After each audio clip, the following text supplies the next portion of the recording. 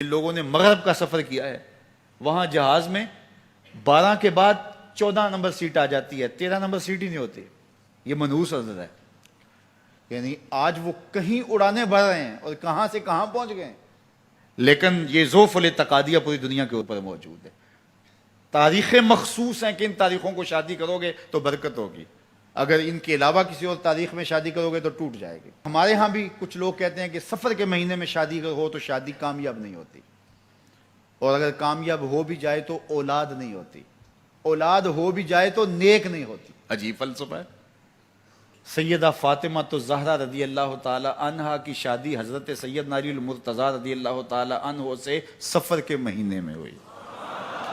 مجھے بتاؤ ایسی کامیاب شادی بھی کوئی ہو سکتی ہے، اور ایسا اچھا جوڑا بھی کوئی ہو سکتا ہے؟ اور پھر کہتے ہیں اولاد نہیں ہوتی، حسن حسین اور زینب پیدا ہوئے.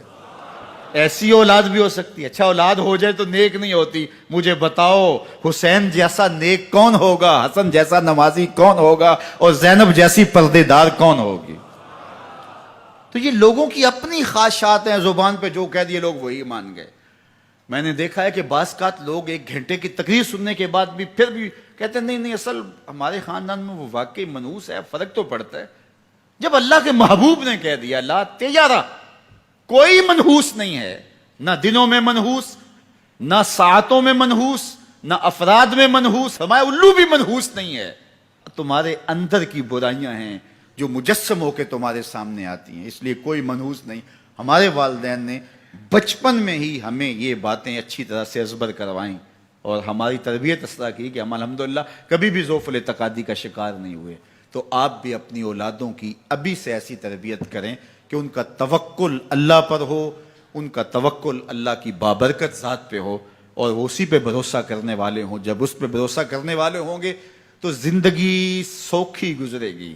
کبھی مشکل آ بھی جائے گی تو پریشانی نہیں ہوگی کہ دیکھیے کبھی خنداں کبھی گریاں، کبھی اللہ کچھ عطا کرتا ہے کبھی کچھ عطا کرتا ہے. وہ محمود غزنوی کو بوڑھے لوگ محبوب تھے، لیکن سب سے زیادہ محبوب ایاز تھا. تو ایک دن اس نے اس کو خربوزہ دیا تو وہ چٹخارے لے کے کھا رہا تھا. بادشاہ نے چکھا تو وہ کڑوا تھا. کہا ایاز یہ تو کڑوا ہے. تو کہا کہ حضرت ہاں کڑوا ہے. تو کہا پھر تم مزے سے کھا رہے ہو. کہا ساری زندگی ساتھ سے میٹھی نعمتیں کھائی ہیں، آج ایک کڑوا مل گیا تو پھینک دوں.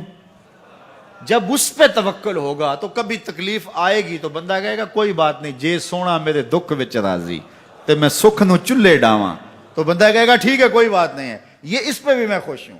تو جب توکل اس پہ ہوگا تو پھر بندہ اس تکلیف میں بھی لذت لینے کا راستہ نکال لے گا. اور اگر یہ ہو کہ اس منحوسہ کی وجہ سے یہ سب کچھ ہوا ہے، کچیچیاں چڑھیں گی اس کے اوپر کہ اس نے یہ کیا ہے، مار ہی دوں قتل کر دوں، اس کو چھوڑوں نہ، زمین پہ رہنے کا حق ہی چھین لوں اس سے کہ اس منحوسہ کی وجہ سے یا اس منحوس کی وجہ سے یہ ہوا ہے. کوئی کسی کی وجہ سے نہیں ہوتا. یہ ہماری اپنی بدعمالیوں کی سزا ہے. اگر کوئی ہمیں نقصان در نقصان ہو رہا ہے تو توبہ کریں، اپنے گناہوں پہ غور کریں.